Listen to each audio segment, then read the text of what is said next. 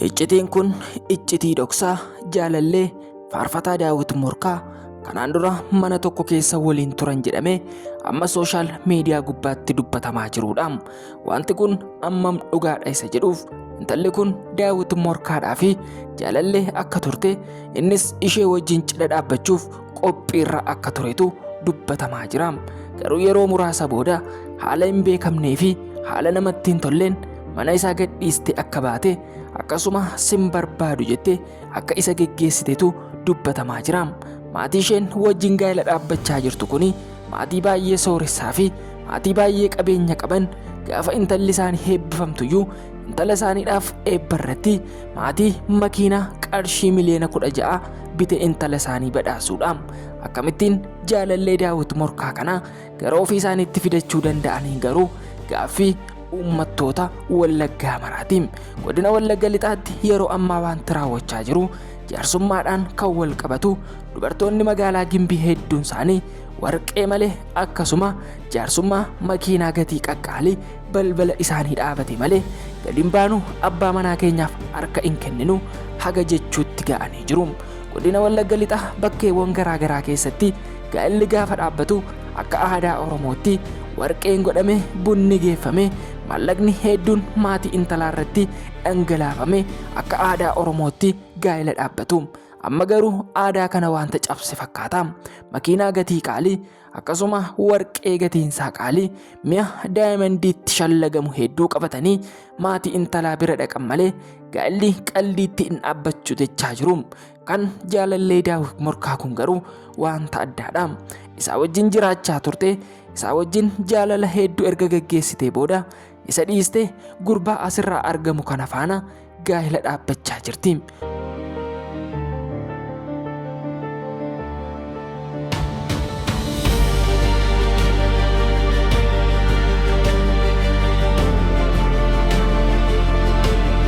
Akka odeeffannoo dhuunfaatti iccitii ta'ee mana isaanii keessaa yeroo ammaa kan dhaga'amaa jiru intalli kun Daawit Morkaa wajjin jaalallee qabatamaa akka turtetu namoonni baay'een dubbachaa jiru. Garuu odeeffannoo dogongoraa hedduu dubbachaa jiru. Isaan kan gargar ba'anii ji'oota 5 akkas waggaa tokko lakkoofsisuu ga'aniiru. Gargar ba'anis garuu bilbilaan yeroo tokko wal dubbisu wanti jedhu ni dhaga'ama. Daawit ishee jaallata ta'uu danda'a. Isheenis onnee isheerraa isa jaallatti ta'uu dandeessi. Intalli kun gaafa magaalaa Gimbiidhaa gara magaalaa Finfinnee dhuftu homaan beektu ta'uu dandeessi. Jaalalaafis haaraa ta'uu dandeessi. Faarfataan mi'a gatii qaalii yookiin nama keessa addaa ta'etti mul'achuu danda'a. Erga inni biyya ishee barsiise, erga inni namaa wajjin wal ishee barsiise, miidhaginni ishee ba'ee mul'ate, qabeenyaaf jetta isa gattee deemte kan jedhanis hedduun ni jiru. Dubartoonni keenya hedduun faarfatoota hedduu ni jaallattu. Wajjin jiraachuu filattu. Achi teessanii garuu nama biraa wajjin jireenya eegaltu. Maatiin faarfattoota hedduu haala kanaan diigamaa jira. Daawit Morkaas yeroo ammaa dhimma qabeenyaatiin kan wal qabatu jaalallee isaa dhabee haadha warraa isaarraa adda ba'e wanti jedhu yeroo garaagaraatti dubbatamaa jira. Wanti kun garuu dhugaarraa fagaateedha jedhanii hedduun namootaa dubbachaa jiru. Maatiin gurbaa kanaa qabeenyaan baay'ee of ga'oodha. Baay'ee intalas jaallataniiru. Innis intala kana kan fuudhee jaallateeti. Ishee fedheedhi ishee wajjin jiraachuu barbaadeeti jedhu. Inni erga jaallatee maaltu nama galchee odeeffannoo sooshaal miidiyaa hedduun soba Daawit wajjin mana tokko keessas jiraachaa hin turre kan jedhan hedduun ni jiru. Garuu yeroo ammaa kanatti intalli haala amma asirraa argitan kanaanii jaarsummaan manatti dhaqamee qabeenyi gatii qaalii hedduun itti kaffalame akkasuma warqeen quba ishee 5 itti godhame gaa'ela dhaabbachaa jirti. Gurbaan ishee wajjin gaa'ela dhaabaa jiru kunis uummata isaa keessatti gurbaa baay'ee jaallatama, amala addaa hin qabne akkasuma suusii garaagaraa irraa bilisa kan ta'e mana waaqaa keessatti nama guddateedha jedhu. Akkamitti garuu jaalallee Daawit Morkaa taatee osoo isheen jirtu akkamitti jaarsummaa ergataan garuu gaaffii uummata Oromoo mara ta'e. Namoonni baay'eenis kan dubbachaa jiranii qabeenyaaf jettee isa jaallatte malee Daawit Morkaa hin ga'u jedhu. Addunyaa jaalalaa keessatti miidhaginni homaa faayidaa hin qabu. Namni ayyaana isaatu isin naasisam, dubbannaa isaatu isin naasisam. Qabeenya osoo hin taane namni akkaataa walii galtee hawaasa isaa keessatti qabutu walitti isaan fida jedhu. Intalli kunis qabeenyaaf osoo hin taane nama kana jaallatteeti kan ishee wajjin gaa'ela dhaabaa jirtu. Garuu odeeffannoo dogongoraa namoonni hedduun laachaa jirtan keessaa muraasni qabeenya sababa qabuuf doorsisee haadha warraasaa irraa fudhate jechuun. Intalli kun garuu daawun morkaaf haadha warraa hin taane jaalalleewwan qophii gaa'ela isaanii geggeeffachuuf waliin turanidha jedhu. Har'a garuu isheen kan nama biraati. Makiinaan akkanatti hiriiree gara maatii intalaa deemaa jira. Kun warraajiidha. Nama ishee jaallataa tureef garuu waan qaaniidha jedhanii hedduun namootaa dubbatu.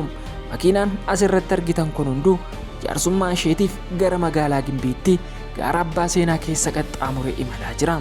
Kun waan baay'ee nama dinquudha. Jaarsummaa seenaa addaa qabu, jaarsummaa jaallatamummaa guddaa qabu, aadaa Oromoo fiixee addunyaatti beeksisaa kan jirudha. Heerumnaan akka keetti manattamnaan manatta fuudha jechuun dubartoonni Gimbii hedduun dhaadachaa jiru.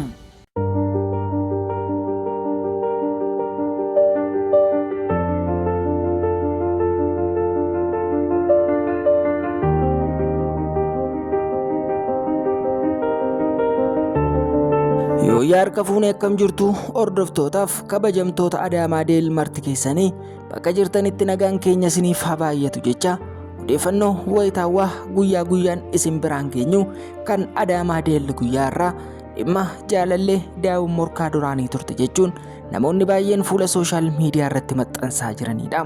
Garuu yeroo ammaa kanatti akka odeeffannoo garaagaraa qooddannee isin biraan ga'aa jirrutti mana tokko keessallee waliin jiraachaa akka hin turre akkasuma yeroo dheeraa gargar ba'an erga turanii nama biraa jaallattee jaarsummaan gara maatii isheetti ergame namooti jedhanis hedduun ni jiru. Kaawwan isaanii immoo daa'imman morkaa wajjin jaalallee qabatamaa turanii gaa'ela dhaabbachuufillee qophii irra turaniiru jedhu. Rakkoo isaan gidduutti uumame osoo hin beekin gargar ba'an jedhu. Odeeffannoo keenya yeroo darbeetiin namoonni baay'een kan jedhanii dubbachaa turan adaarii bulee gaafa inni gara manaa galu isheen mana hin jirtu manaa baatee isa eegde jechuun hedduun namootaanii jiru. Ergasii booda wajjin jiraachuu hin dandeenye ofirraa ishee geggeesse jechuun dubbatu. Namni isheen isa dhiiste bira deemaa turtes namaarra wajjin gaa'ela dhaabbataa jirudha jedhu. Inni garuu akka isheen nama biraa jaallattullee hin beeku jedhu. Garuu yeroo ammaa kanatti namni kun maatii isheetii fi jaarsummaa akkasuma warqii maallaqa gatii qaalii hedduu gara maatii isheetiitti ergee intala keessan naaf kennaa, intala keessan nan jaalladha, ishee wajjin jiraachuun barbaada, akka isheen kan koo taatuun barbaada jedhee jaarsolii biyyaa ergee jaarsoliin biyyaas dhaqanii gaafatanii fi intallis tole jettee fi cidha dhaabbachuuf qophii gochaa jiru. Kan asirratti argitan kuni magaalaa Naqamteetti. Magaalaa Naqamtee keessatti kun gaa'ela osoo hin taane jaarsummaa intalaatiif gara magaalaa Gimbii yeroo deemaa jiranitti akkasitti maatii gurbaa gaafa manaa ba'an dhiichisa isaan magaalaa Naqamtee keessatti geggeessaa jiranidha. Namoonni baay'een garuu kun cidha malee jaarsummaa miti jettanii yaaduu dandeessu. Kan asirratti argaa jirtan garuu jaarsummaa intalaaf gara magaalaa Gimbiitti imaluun dura magaalaa Naqamteetti gaafa mana gurbaadhaa gadi ba'an dhiichisanii gammachuu isaanii ibsachaa jiranidha. Jaarsummaan akkasii biyya keenya keessatti argamee hin beeku. Shamarran Gimbiis warqee malee makiinaa gatii qaalii malee gadi hin baanu irrija keenya laalu jechaa jiru. Kun olaantummaa dubartoota Oromooti. Dubartoota Wallaggaa keessaa dubartooti Gimbii keessumaa yeroo ammaa kanatti warqeedhaan naqatamanii fuudhamaa jiru. Maaliif jennaan sanyii gootaati, sanyii ijoollee jaarmarrooti jedhanii namoonni baay'een qoosaa garaagaraa qoosaa jiru. Yeroo ammaa kana garuu dubartoonni magaalaa Gimbii hedduun warqee malee abbaa manaa qabeenya qabu malee makiinaa amariin malee na hirmu jedhanii yaada isaanii haga kennuutti ga'aa jiru. Kan asirratti argitan kuni gaafa abbaa seenaa keessa darbanii magaalaa Gimbii seenuuf jedhanii seensarra kan jiranidha. Makiinaan asirratti argitan kun immoo cidhaaf osoo hin taane jaarsummaadhaaf gara magaalaa Gimbii kan imalaa jirudha. Hedduu nama ajaa'ibaa, hedduu nama raajaa, fuudhuudhaaf abdii nukutaa jira.